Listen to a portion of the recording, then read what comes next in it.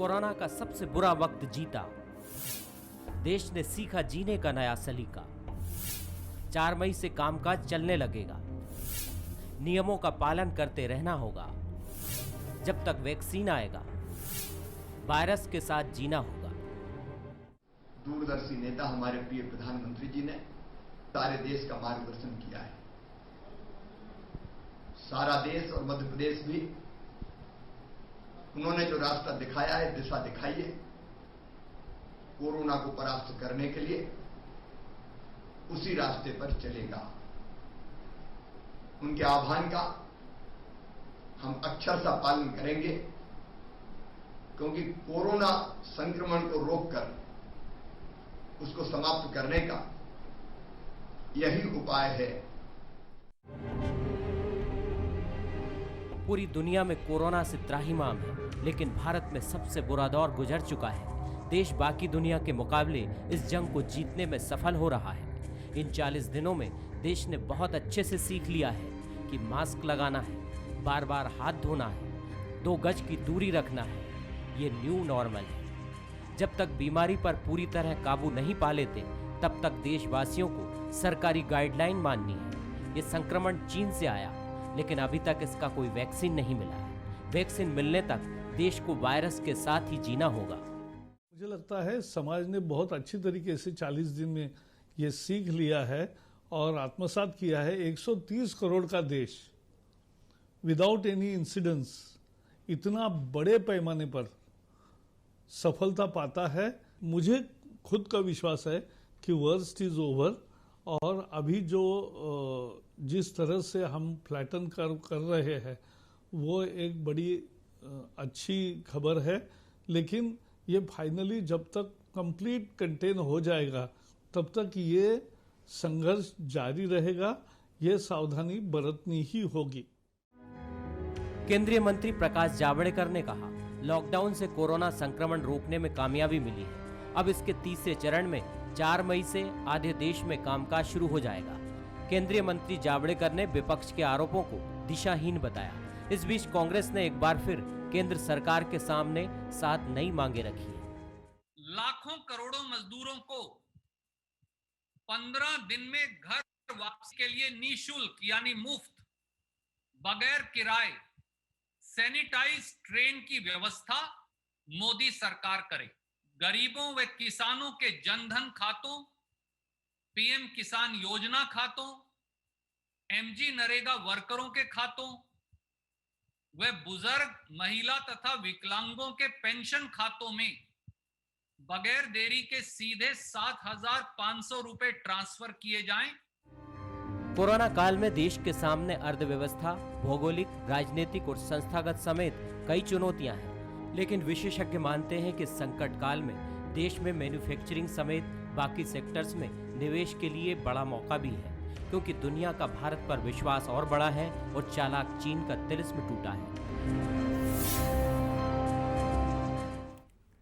नमस्कार, मैं हूं शरद द्विवेदी और हमारा आज का मुद्दा है कोरोना के साथ जीना होगा। जो परिस्थितियां होती हैं, नियति का यही संदेश रहता है, ईश्वर का यही संदेश रहता है कि जो भी परिस्थितियां हैं उनको आत्मसात कीजिए और उन्हीं के हिसाब से अपने जीवन को ढालिए। लेकिन तय मानिए कि पोस्ट कोरोना की ये जो दुनिया है, ये दुनिया बहुत अलग दुनिया होगी। इस दुनिया में बहुत सारी सावधानियां होंगी, बहुत सारी चुनौतियां होंगी और बहुत सारे अवसर भी होंगे। कई सारी अच्छी चीज़ें हैं जो हमने देखी और कई चुनौतियां भी हैं, क्योंकि उनको ख़राब ना कह के उनको चुनौतियां कहना ज़्यादा अच्छा होगा। हमने अपनी मेडिकल फ्रेटर्निटी और अपने सुरक्षा का जो स्टाफ हमारा है, पुलिस का, इसके प्रति एक ज़बरदस्त सम्मान का भाव पूरे देश में हमने देखा। और अभी खुद पीएमओ से और कुछ और जो पॉलिटिकल शख्सियत हैं उनकी तरफ से हमने देखा कि एक डॉक्टर जो 20 दिन बाद लौटी अपने घर, तो किस तरह पूरी बिल्डिंग के रहवासियों ने उनका सम्मान किया। ये वो सारी चीज़ें हैं जो हमें ये बताती हैं कि अब हमें अपने हेल्थ सेक्टर पे बहुत फोकस करना होगा। हमें देखना होगा कि हमारे पास कितने वेंटिलेटर हैं, हमारा हेल्थ का पूरा महकमा किस तरह से तैयार है, और सबसे बड़ी महत्वपूर्ण बात यह है कि लोगों का मानसिक स्वास्थ्य भी कैसा है, क्योंकि इन चुनौतियों से जूझने के बाद इस डर से जूझने के बाद दो तरह की मनोदशा सामने आती है। एक व्यक्ति कहता है मुझे परवाह नहीं, बेखौफ होने की कोशिश करता है और उसमें अधिक नुकसान करता है, और एक वो लोग रहते हैं जो बहुत अधिक डर जाते हैं, वो भी नुकसान करते हैं। सबसे अच्छा तरीका ये है कि आप उसको आत्मसात कीजिए और सुरक्षा के साथ एक आक्रामकता भी अगर रखना चाहें तो रखिए, लेकिन उसमें पूरी सुरक्षा हो। और कई चीज़ें हैं, जैसा नितिन गडकरी साहब ने, केंद्रीय मंत्री ने कुछ दिन पहले कहा था कि चीन से जो कंपनियां लौट रही हैं, तो क्या भारत के उद्योगपतियों, बिजनेसमैन और खुद भारत को इस चैलेंज को स्वीकार करना चाहिए। तो जो कहा जाता है कि हर आपदा में अवसर होता है, तो यह अवसर आपके हमारे लिए भी है। परिवार नाम की संस्था को या तो मजबूत कीजिए या फिर चिड़चिड़ाहट करके उसमें परेशानी पैदा कीजिए, पहला विकल्प ज़्यादा अच्छा है। बच्चे अपने पेरेंट्स से जुड़ें, जहाँ जॉइंट फैमिली है वो आपस में अच्छे ढंग से दादा नानी से कहानियाँ सुने, रामायण जैसे सीरियल देखे गए, कई सारी चीज़ें हैं। और चुनौतियाँ भी हैं, मैं नहीं कहूँगा कि चुनौतियाँ नहीं हैं, लेकिन बहुत महत्वपूर्ण संदेश है जावड़ेकर साहब का कि आपको वायरस के साथ रहना है जब तक इसका मुकम्मल इलाज नहीं आता है। और इन्फोसिस के कृष्णमूर्ति साहब को याद कीजिए, जो भी स्वस्थ और चुस्त दुरुस्त लोग हैं उनको ऑफिस आना शुरू करना चाहिए, क्योंकि आप घर पर बैठकर ये नहीं सोच सकते हैं कि सब कुछ बहुत अच्छा हो जाएगा जल्दी, तब मैं अपना कदम घर के बाहर निकालूंगा। लेकिन घर के बाहर कदम निकले तो बहुत संतुलन के साथ, सुरक्षा के साथ निकले। कैसी होगी ये दुनिया, और एक शब्द हमने सुना, न्यू नॉर्मल, इस पर भी हम बात करेंगे। जो मेहमान मेरे साथ हैं उनसे मुलाकात कर लीजिए। मेरे साथ हैं अपनी चमकती आंखों के साथ युवा मनोचिकित्सक, जिनकी ऊर्जा हमेशा बहुत महत्वपूर्ण भूमिका अदा करती है उनके अपने प्रोफेशन में भी और सामाजिक विषयों पर भी। और दूसरी तरफ एक और चिकित्सक हैं जो राजनीति में सुविचारित तरीके से आए हैं, डॉक्टर हितेश वाजपेयी। आंखें उनकी भी चमकती हैं, विचार तत्व के साथ, अध्ययन शक्ति के साथ, और अच्छे खासे पढ़ाकू राजनेताओं में उनका शुमार होता है। और इस वक्त उन्होंने इन 40 दिनों का बड़ा रचनात्मक इस्तेमाल किया है कि पूरी दुनिया में कोरोना में क्या क्या कुछ बदलाव हो रहे हैं या हुए हैं या निपटने की क्या तैयारी है, उसको उन्होंने बढ़िया ढंग से उसका अध्ययन कर डाला है। एक और युवा हमारे साथ हैं, कांग्रेस के प्रवक्ता हैं अब्बास हफीज़ साहब, ये भी एक पढ़ाकू किस्म के राजनेता हैं, वो भी हमारे साथ रहेंगे।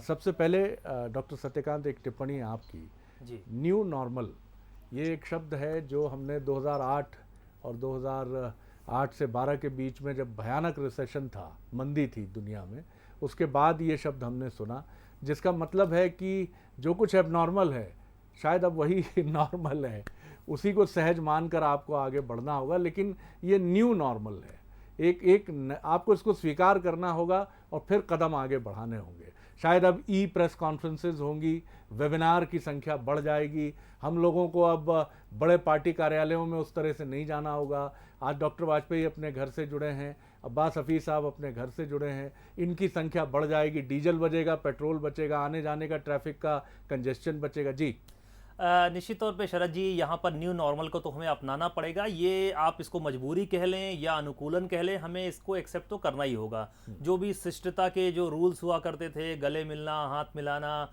एक गर्मजोशी का और कहीं ना कहीं प्रेम और स्नेह का प्रतीक हुआ करता था, अब वो सुरक्षा की दृष्टि से बदल जाएगा। तो निश्चित तौर पर मैं प्रकाश जी की बात से सहमत हूँ। निश्चित तौर पे हमें अपना काम शुरू करना होगा और एक्सेप्ट करना होगा। और मैं बीइंग अ डॉक्टर ये आप सबको बताना चाहता हूँ कि ये बीमारी की दुनिया में एक नया मेहमान है। तो यहाँ पर जब तक उसका इलाज, अभी उसके बारे में आप देखिए कि हर दूसरे तीसरे दिन कुछ ना कुछ नई बातें सामने आ जाती हैं। अभी हमारे लिए भी वो नया है, उसमें दुनिया भर में रिसर्च चल रहा है। तो उसके अकॉर्डिंग जो भी अभी नॉर्म्स हैं, हमें उसको मानते हुए, जो सोशल डिस्टेंसिंग है, रादर मैं उसको फिजिकल डिस्टेंसिंग कहता हूं व्यक्तिगत तौर पे, क्योंकि मुझे ऐसा लगता है कि कहीं ना कहीं वो कंफ्यूजिंग है। तो फिजिकल डिस्टेंसिंग रखनी होगी, हैंड हाइजीन रखनी होगी, रेस्पिरेटरी हाइजीन रखनी होगी। और मैं सबसे इंपॉर्टेंट मैसेज दे रहा हूं, जो पोस्ट कोरोना की भी आपने बात करी शरद जी, मितव्ययता। हर इंसान को अब आर्थिक इंपैक्ट, मुझे ऐसा लगता है कि 20 to 40% हर तबके को पड़ सकता है। तो उसके हिसाब से हमें मितव्ययता भी सीखना पड़ेगी, ये भी एक अनुकूलन होगा। और मेरी गवर्नमेंट से रिक्वेस्ट है कि वो भी कहीं ना कहीं ग्लोरीफाई किया जाए इस शब्द को भी, कि हम अपने खर्चों को कैसे कम करें, अपने परिवार का संचालन कैसे करें, क्योंकि आर्थिक रूप से कहीं ना कहीं एक बहुत बड़ा बर्डन आने वाला है। ये मुझे लगता है ये बहुत महत्वपूर्ण एक सुझाव आपका है कि न सिर्फ उन संस्थानों को भी जो अपने कर्मचारियों के साथ जुड़े हैं, उनमें भी ये विचार होना चाहिए कि खर्चे कम कैसे हों और किस तरह से आगे की चुनौतियों के साथ ढालकर आगे बढ़ा जाए। डॉक्टर हितेश वाजपेयी, आपने भी काफ़ी इस दौरान अध्ययनशीलता की तरफ आप बढ़े हैं और काफ़ी आपने चीज़ों को देखा समझा है। पहले भी हम बात कर चुके हैं इस पर कि एक अलग दुनिया होगी पोस्ट कोरोना, और अब ये बात साफ है कि लॉकडाउन रिजिम जो है वो शिथिल होता जाएगा। वो अपने शबाब पर, मैं कहूँगा शबाब शब्द तो ठीक नहीं होगा, लेकिन वो अपने अपने धीरे जहाँ तक उसको आना था, जो उसकी मैक्सिमम लिमिट थी, वो उसके नज़दीक 17 मई तक शायद पहुँच जाए। तो इस दुनिया में हम कदम कैसे रखें, किस तरह से चलें, सावधानियां तो होंगी ही, लेकिन एटीट्यूड बहुत महत्वपूर्ण है। हमारा व्यवहार कैसा हो इस नई दुनिया के साथ, किस तरह आप देखते हैं, यहाँ एक चिकित्सक के नाते भी, एक विचारक के नाते भी और एक राजनीतिक कार्यकर्ता के नाते भी? सर जी, यदि सवाल मुझसे है तो आपकी आवाज नहीं आई है बिल्कुल भी इस दौरान। अच्छा, मेरी आवाज़ अब आप सुन पा रहे हैं? हाँ, अब आ रही है। बीच में आपकी आवाज नहीं आई बिल्कुल। जी, तो मैं ये ज़रूर आपसे कहूँगा कि नई दुनिया ये जो है, जिसको न्यू नॉर्मल हम बोल रहे हैं, इसमें हम कदम ताल कैसे रखें, किस तरह से चलें, क्योंकि ये पहले वाली दुनिया नहीं है।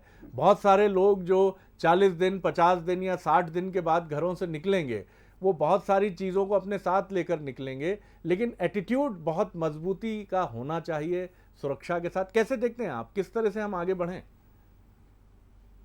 देखिए, ये चूंकि सत्यकांत जी जानते हैं कि ये अनप्रेसिडेंटेड घटना है पूरे विश्व की, तो स्वाभाविक है कि इसको 3 फेजेस में इसकी रेट्रोस्पेक्टिव स्टडी होगी। रेट्रोस्पेक्टिव स्टडी उसको कहते हैं, जब ये खत्म हो जाएगा तब हम उसके कालखंडों को देखेंगे कि उस समय क्या चुनौतियां रहीं और हम किसका सामना कर पाए या उस दौरान के नहीं कर पाए, या कमियां रहीं।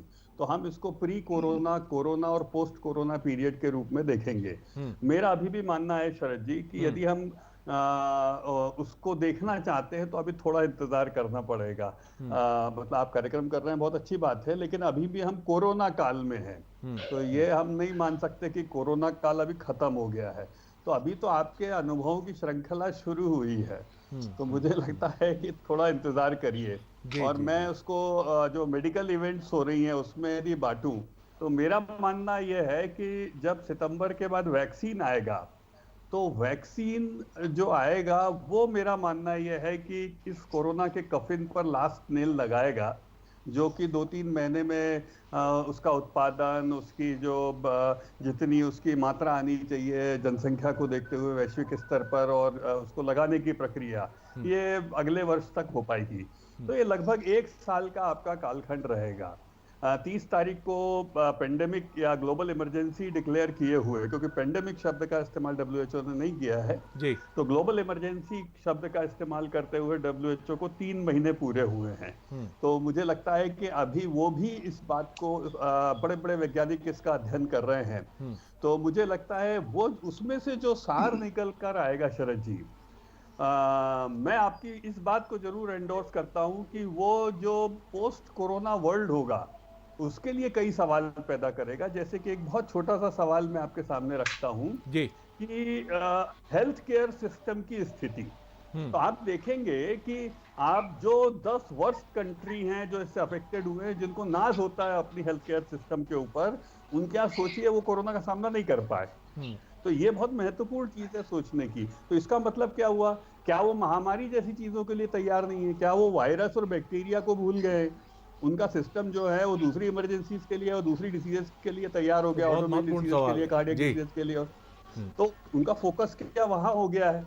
और इसी प्रकार यदि हम अपने देश को देखें, तो हमारे देश की सबसे बड़ी चुनौती जो खुलकर सामने आई है, हमारे जैसे और भी देश है, मिडिल ईस्ट तक के देशों को हम कुछ लोगों को ले, तो ये निकल के आया कि हमारा प्राइमरी हेल्थ केयर सिस्टम अभी भी बेहद कमजोर है। और इसीलिए आज स्टेज 3 का भारत में न होना पुख्ता रूप से ये हमारे लिए एक प्रोटेक्शन लाइन है। क्योंकि मेरा अभी भी मानना है कि यदि if it goes to stage 3, तो प्राइमरी हेल्थ केयर सिस्टम इसको कोप अप करने के लिए तैयार नहीं है। तो उसको कैसे एनरिच करना कि भाई वो कल को ऐसी कोई दूसरी तीसरा वायरस आता है निकल के, भाई ये तो प्रकृति आएगा ही आएगा जी, तो उसका सामना हम कैसे करेंगे? तो बिल्कुल ठीक कहा भौतिक आपने। जगत जी के अलावा जी प्रकृति की इन चुनौतियों के लिए भी हमें अपने आप को तैयार करना होगा, जो बड़ी बात है। अदरवाइज आपकी अर्थव्यवस्थाएं बड़ी बड़ी आप ध्वस्त होते देख रहे हैं शरद जी, तो उसकी शायद बातचीत का ये समय नहीं है अभी। बिल्कुल अभी ये समय नहीं है। और दुनिया की करीब करीब 8% आबादी इस गरीबी से, जो कोरोना जन्य गरीबी होगी, कोरोना के कारण, इस महामारी के कारण जो पैदा हुआ संकट है, दुनिया की 8% आबादी गरीबी से हिट होगी, ऐसी रिपोर्ट मैंने आज ही देखी है। ऑलरेडी 30% हो चुकी है। मेरी अभी कुछ बिल्कुल ठीक मित्रों है। से जुड़े हुए बात हो रही थी, जी। तो वहां पर 30% ले ऑफ हो चुका है इस महीने। ये बिल्कुल मैं आप आपकी सही कह रहे जानकारी में हैं। लगा दूं। ये बड़ी चुनौती है और इन सब से हमें निपटना है, इसलिए कई चुनौतियां। अब्बास हफीज़ साहब, मैं आपकी तरफ आता हूं, आप किस तरह देखते हैं इन चुनौतियों को? बिल्कुल ठीक है, अभी हम कोरोना काल में हैं, लेकिन अब हम कदम भी आगे बढ़ा रहे हैं।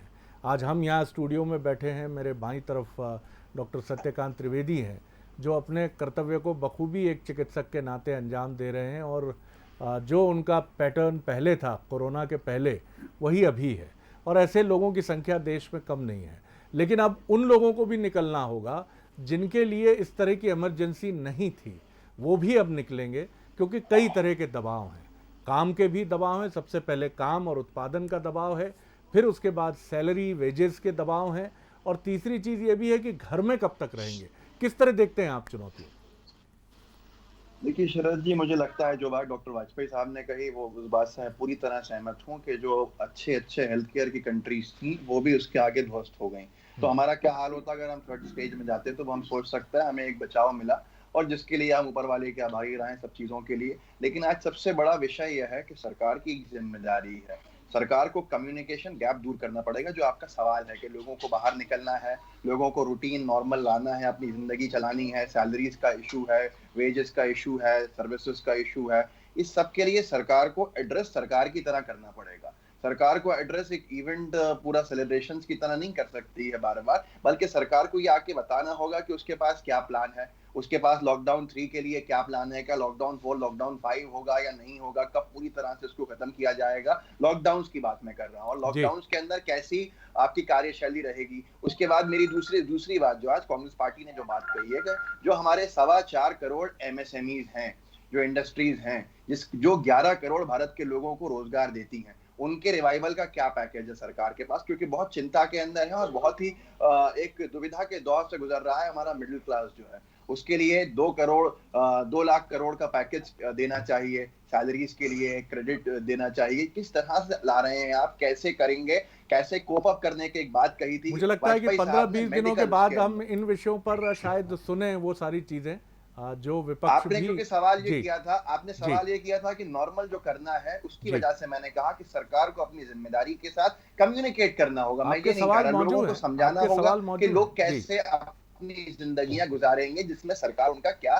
सहयोग करेगी। सरकार होती है, सरकार के हिसाब से पूरा देश बिल्कुल चलता है जी। लेकिन जैसा मुझे लगता है कि अभी हम कोरोना से जूझ ही रहे हैं, और ये सिलसिला थमने वाला जल्दी नहीं दिखता है। कम से कम आप कह सकते हैं कि शायद हम जून तक तो शरद जी के 7 दिन से रिपोर्ट्स नहीं आई हैं इंदौर के अंदर कोरोना की, उसके विषय पे भी जरा प्रकाश डालना चाहिए हमारी मध्य प्रदेश की सरकार को। राजनीति का विषय मैं नहीं कर रहा, जिस तरह से मेरे सहयोगी मुस्कुरा के या एक हंस के उसको टाल रहे हैं। मुस्कुराने दीजिए, बड़ा कलेजा चाहिए कोरोना के समय मुस्कुराना।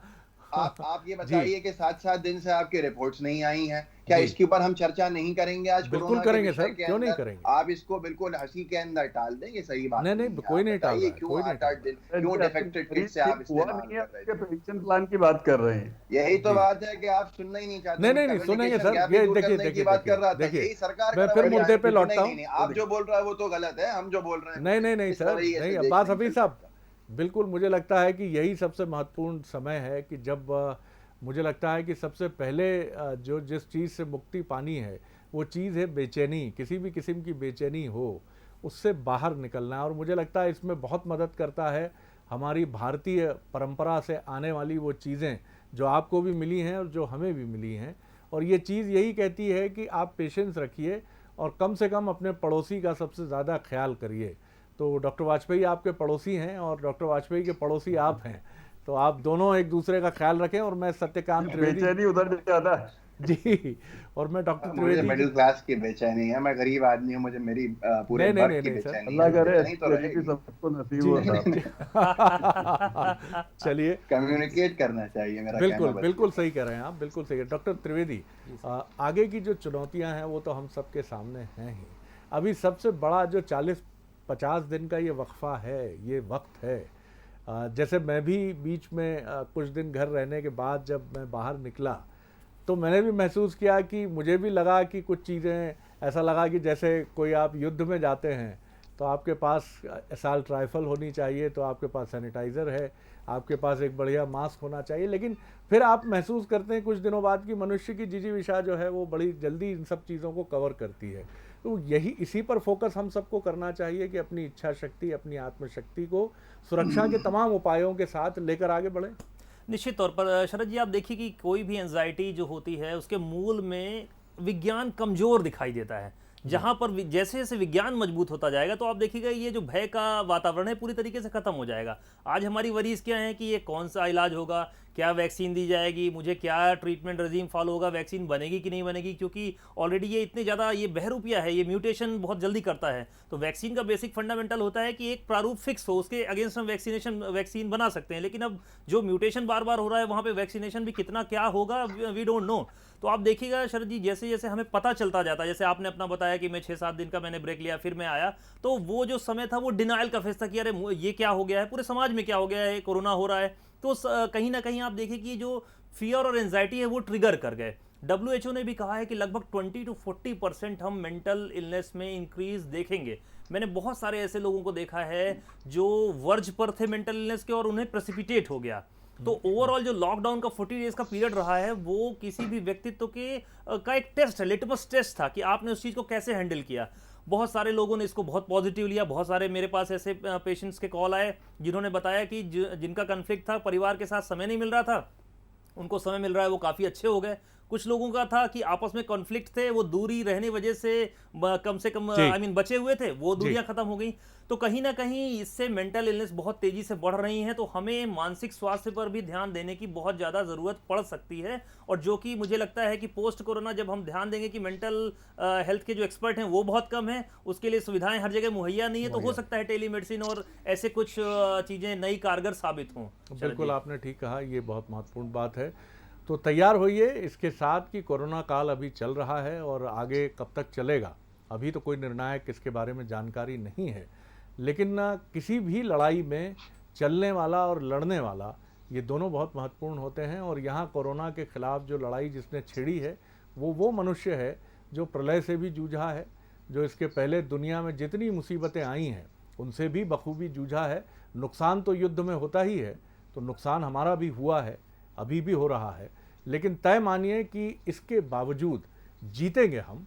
तो इस जीत के मनोबल के साथ आगे बढ़िए और अपने आसपास इस न्यू नॉर्मल लाइफ को एक्सेप्ट करने के लिए भी तैयार होइए, पढ़िए, अपने को तैयार करिए, लेकिन हाँ, सुरक्षा का पूरा ध्यान रखिए, क्योंकि कम से कम आप ये तय मानिए कि शायद आने वाला पूरा 1 साल हमें इन्हीं युद्ध के अस्त्र शस्त्र जो हैं, सैनिटाइजर रूपी बाण, या फिर आप कह लीजिए कि मास्क रूपी कवच, या फिर आप कह लीजिए कि डिस्टेंसिंग रूपी, फिजिकल डिस्टेंसिंग रूपी, भौतिक दूरी रूपी, ये जो एक इफेक्टिव वेपन है, इनके साथ चलना होगा। लेकिन डर को कहीं बंद कर दीजिए, समाप्त कर दीजिए और आगे बढ़िए एक आत्मविश्वास की मुस्कान के साथ कि कोरोना तुम हो तो मैं भी हूँ ना।